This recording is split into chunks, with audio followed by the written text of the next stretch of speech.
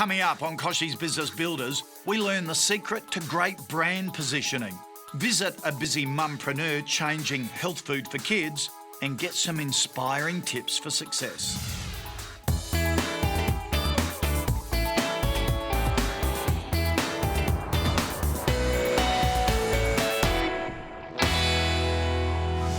Hello and thanks for tuning in to KBB. I hope you've had a fantastic start to 2016 and you're as excited to get stuck into the new year of business building as we are.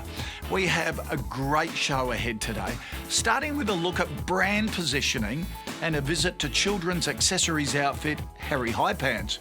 Then we catch up with Monica Meldrum, the entrepreneur who founded runaway success Whole Kids. Plus there's business tips from global ticketing platform Eventbrite and another business idea in elevator pitch. So plenty to sink your teeth into. Let's kick it off with some news you can use.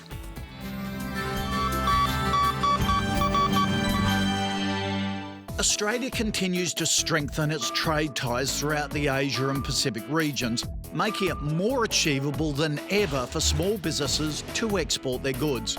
The first step towards exporting is to locate a promising market, being careful not to spread your resources too thinly. You're unlikely to be the first Australian exporter in the market, so shorten the learning curve by tapping into the experience of others. Many exporters will be willing to share their market insights, which can save you from pitfalls and help to find suitable agents and distributors. To start the conversation, contact Austrade about export networking opportunities. And because exchange rate movements can impact your business, it's important to have the right tools and strategies in place to manage the risk. Check out NAB's Business Tips website to plan your move at nab.com.au/KBB. All small business owners can tell you what they sell, but how many are clear on why they're actually selling it? This all comes down to brand positioning and how effectively you tell your story. Harry High Pants is one small business looking to improve its brand positioning. So to help founder Lauren Francis do that, we sent in business expert Simon Hammond. So Lauren, tell me, how did the business get started? So I started Harry High Pants nearly 4 years ago while I was on maternity leave with my eldest son, Harry. I felt like there was a little bit of a gap in the market with the baby products. So I tried my hand at making some bibs and pram liners myself, and before I knew it, I had lots of people asking me about where I got them. What do you think Harry High Pants stands for, as you would say to someone right now? I think Harry High Pants is essentially a business that provides funky, functional products for the little people in your life. That's describing what it is. What about where it comes up? Like, where do you think your sort of business comes up in a conversation for people? During a conversation between two mums who are just discussing life with young kids. That's a great answer, and that's exactly what people don't stop and realise the simplicity of. And the power of that simplicity is that if you work out where your business comes up in a conversation, you can then work out what sort of emotive drivers there are towards your business. And that takes you from describing what you do to describing or uncovering why it's important to people. So what do you think that would be? If they're in a mother's group, what do you think they're scared of? Oh, look, you're scared of doing everything wrong. Yeah.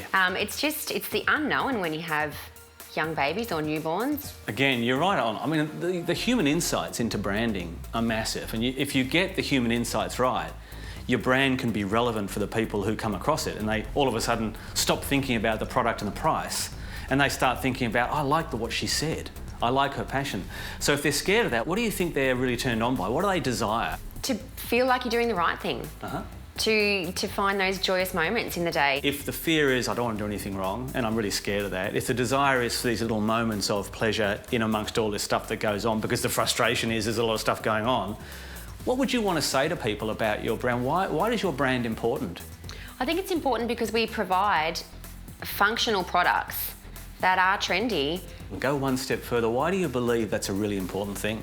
Because your kids are your number one priority in your life. You want wonderful things for them. You've just started rebranding your business. You know, by doing that, what you end up doing is getting a story or a narrative to your business that's beyond, here's what we make, and I want to show them to you and you can buy them. 2, here's why I think what we do matters. So you've just described exactly that. You said, well, life is pretty hard with a child, but you still need those moments of joy. And so, you could easily stand for this idea that funky, great products that are still functional will give you joy in amongst all this stuff that you do. That's the sort of stuff that will separate you. After the break, we find out what Simon calls the 3 Bs of a great brand. Stick around.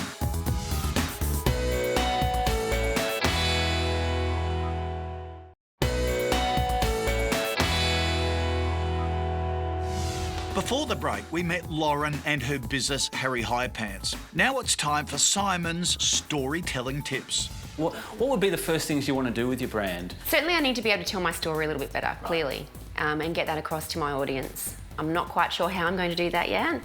Your story should start with your website, because your website is obviously, being an online business, is your front door. Definitely. And when you open the website front door, don't go straight to information. Don't go straight to, it's almost like if I walk into a retail store and the first thing I have to know is, here's the price and would you like to order? I'm going to go, well, would you like to ask me to dance first? I mean, really? Is it a bit quick?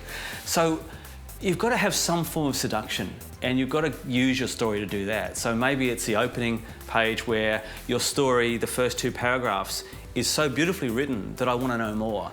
You can't do that if you don't have something to say. Okay. So develop a stance. Okay. Develop a belief. How else could I get my story out there? Everything possible. So every touch point of the brand, from when you write a letter to someone or when a product arrives with a note, the product itself, the label, the packaging, all of those things should be an opportunity for you to remind people what you stand for. Okay. Not remind them about 100% Australian made, la la la. Not putting the features and benefits. Remind them what you stand for. And the more we talk, the more I realise I think the essence of your brand belief should be around this idea of, despite all the stuff that goes on and responsibility and challenges, remember to enjoy your baby. And if a bib does it, or a little pair of moccasins does it, and they're being reminded by you to remember to enjoy their baby, they will love you far beyond the quality or range of the products. Okay. So what we've discussed, of course, is trying to find your belief. Now, people think belief, I'm trying to sell stuff here, I don't need a belief. Well, you do, because people will connect with what you stand for. If you get the belief right, what they'll do is they'll stop buying you on price and they'll start wanting to be part of what you do. And I call that the belonging piece. The ultimate holy grail of your brand will be to have people belong to it and tell other people that they're part of this. You've got to get Harry High Pants. It's just great. It's just involvement, engagement through you. And finally, if you get the belief and the belonging right, their behaviour towards you will be just without thought. They'll just buy you every time. And that's what I call the 3 Bs of a great brand. So what you need to develop is that belief that you can take to market, create ways that they can belong, and watch them behave differently towards you. And so that's the storytelling. That's great advice, thank you. Pleasure. Great advice there from Simon, who said that every touch point of your brand, your label, your packaging, your communications, is an opportunity to remind people what you stand for. Well, now it's time for another one of your elevator pitches to face up to our panel of business experts.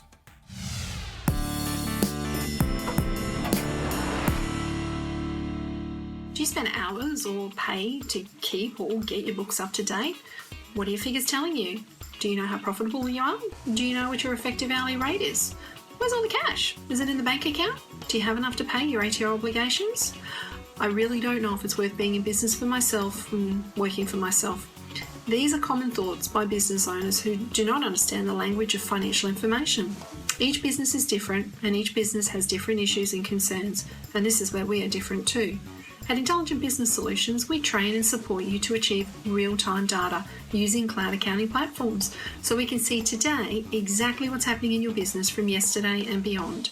This is where bookkeeping's going, isn't it? And you know what Xero and MYOB are doing through cloud accounting for bookkeepers to give you that information. Michael? I think there's a lot of competition. How you structure the pricing of this product is the key thing. So yes, there's a big market. The financial services industry is very large, but it's about how commercial it is. I guess it really depends what the data that they find proves in order to help the business. So I think it's great, it's real time, you can move quickly, but then I think it only really relates to certain types of industries or verticals. It's almost education. Yes, there's a problem, but it's educating the problem to know that they've got a problem and what you can offer. And I think also one of the bits that was missing for me there was how do we make that education scalable? Yeah. You know, if you can only see so many people physically in a day or have so many phone calls in a day, is there a way that she can create an app that sends a breakdown,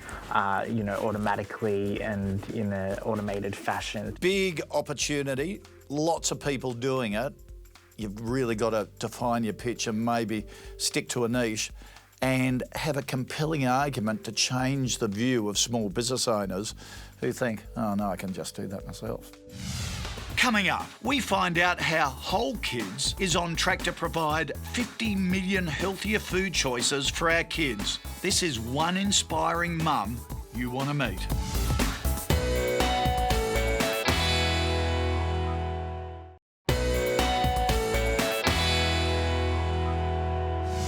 Monica Meldrum started her business Whole Kids after seeing a gap in the market for healthy children's food. Whole Kids now boasts Australia's largest range of certified organic, allergen-friendly snacks for kids. KPB's Alex Brophy sat down with Monica to hear her story.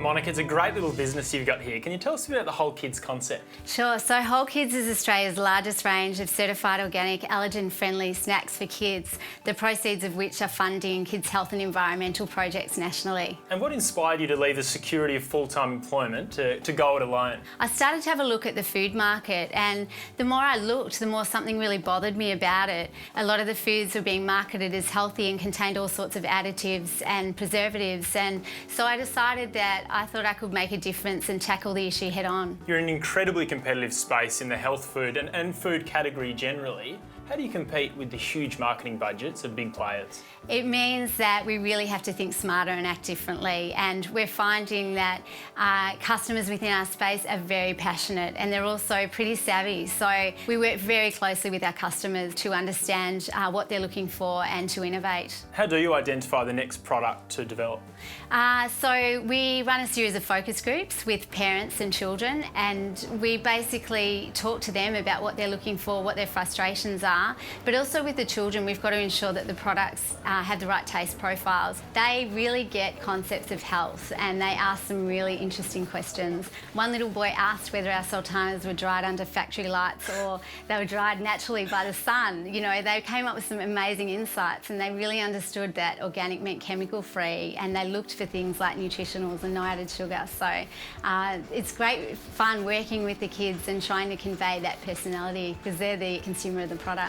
You've had some great successes getting on major airlines, supermarket shelves. Are there any common themes that have enabled you to win those big pitches? I think that consumers are looking for healthier products, and for one of our first big wins was with Qantas, and we received a call from the head of special meals, and she was getting a lot of complaints from parents about children climbing the walls mid-flight because they were eating sugar-laden products, and parents really weren't happy. So there wasn't much of an alternative. But having said that, we went up against some of the biggest brands in the world, and we had to talk to them about how passionate we were and how we thought our business was very much aligned. We're an Australian business, and that by providing quality product, parents would really appreciate that. As if you're not busy enough, you're a mother of a couple of kids as well. How do you manage your family life with the business? I learned early on that I needed to really separate the two, and that as we were growing, if I was going to survive, I really needed to empower my team to give them the freedom and flexibility to unleash the true power of the business. So I simplified our business model. We set a really big vision for the company. So we have a big, hairy, audacious goal, or a BHAG, and that's to achieve, to provide 50 million healthier choices for parents and kids by 2020, and to date we're tracking at about 15 million. It's just really mobilised my team so that they do have the freedom to make decisions and to run the business while I'm not here. And in doing that, it's been really empowering, not only for them but for myself, because it's meant I've been able to step back into the business and to work a lot more on the business. So Monica, how have you gone about developing a brand that stands out from your competitors? So I think for us it's about being true to our values and what we stand for. We really wanted to show our personality behind the brand, so we've put myself and my daughter on our packaging because it really conveys that there is a face behind the brand, and we are Australians and we love what we do, we're out there doing it, and I think that sets us apart from the bigger guys. Who have been some of your most important partners that have helped you grow over the last 10 years? Well, some of our most important partners are our customers, but I think for us, NAB has been a really important partner. They provide a great awards program for women entrepreneurs, and they've also worked with us to help fund our business because we threw everything into it, so we didn't have a lot of security at the time. So 10 years on from putting your house deposit on the line and throwing it all into the business, Yep. What are some of your learnings for other entrepreneurs? I think it's really important to research what you're doing, like really understand the market. We are moving so fast, so we're doing in a quarter what some businesses do in 2 years. So that in itself requires me to just keep upskilling myself and learning. And I think in the long run, it's really important to have a solid vision for the brand, to set some really simple priorities and then to just go for it. It's a fantastic business story. Thanks a lot for sharing it with us. Thanks, Alex. This Entrepreneur in the Spotlight brought to you by NAB. What a passionate business owner. Monica shared some good advice there to research and understand the market, have a solid vision, and then to go for it. And as we heard, strong relationships with her customers and her bank, the NAB, has also been crucial. Now it's time for lessons from legends, and then on to another handy tech tip to help you work smarter.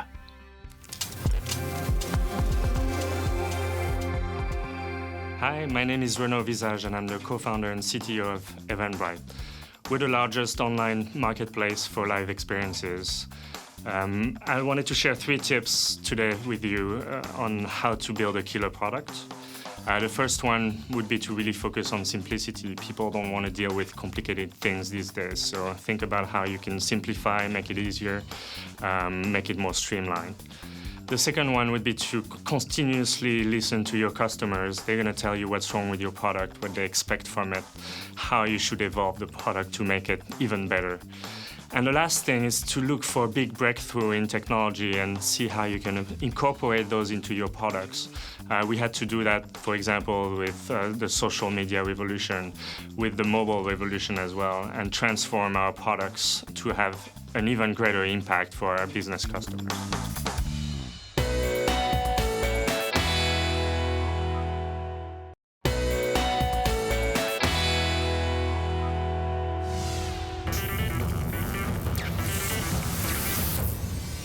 It's Tech Tip time with Val Quinn. Effective communication is a vital tool for any business owner. And with so many avenues of communication in any modern business, the following apps help you to streamline and organize things a bit. Adapt is an app that lets your business associates update their contact information in your address book. It effectively allows your social network to maintain itself. If you're looking for a new video conferencing app, consider Fuse. It hosts online meetings for all devices and operating systems. This app offers high-definition video and crisp audio and is easy to set up. Mailbox is an award-winning app that helps you put email in its place. Mailbox makes it easy to mark mail as read, organize messages into lists, and delay reading emails until later. And Pushover is a game-changing app for those with more than one phone or device. Pushover will organize all of your messages from all your devices in one common space. The system sends push messages to any smartphone and places messages in one unified inbox. The app lets you send 7,500 messages each month, making it a good option for the well-connected business owner.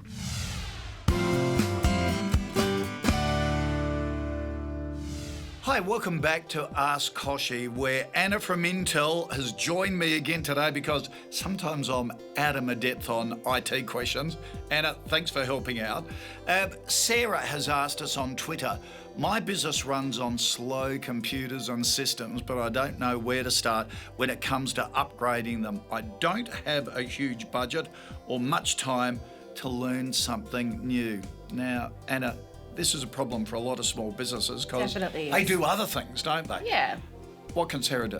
Well, something to remember is that sometimes when things break before you actually fix them, it's more expensive to actually fix them and more time consuming once it's already broken. So I think, what Sarah should do, despite her being time poor and budget poor, is perhaps getting like a PC consultant or a PC reseller in to just help her identify what's going on with her business. A free quote they could even provide for her. It's so overwhelming to have a look at all your tech and think everything's running slow, but you don't have to upgrade them all at the same time. You can do like phased rollouts or phased upgrades.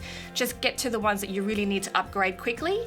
Get your workhorse, kind of upgraded your own laptop, get a 2-in-1 device or something quite new.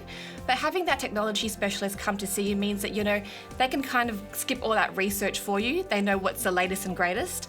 And also they can probably, get group discounts for you if you're upgrading it all in one go. Because technology's getting cheaper, isn't it? And your productivity from new technology increases so much that you're actually losing money Absolutely. by keeping with old technology. Absolutely, that's the beauty of Moore's law. So really, every 18 months, technologies that upgrade so quickly, also a lot cheaper as well. You may have an old PC that's running on like 300 watts of electricity when all the latest ones are at about on 20 watts. So you're saving on power as well. Okay, all right, great advice. So Sarah, you've got your challenge now, but let me tell you, it'll be worth it. Coming up on next week's show, we find out how to drive innovation and exports, visit a true blue Australian sheepskin factory, and get tips for success from Canva. Catch you then.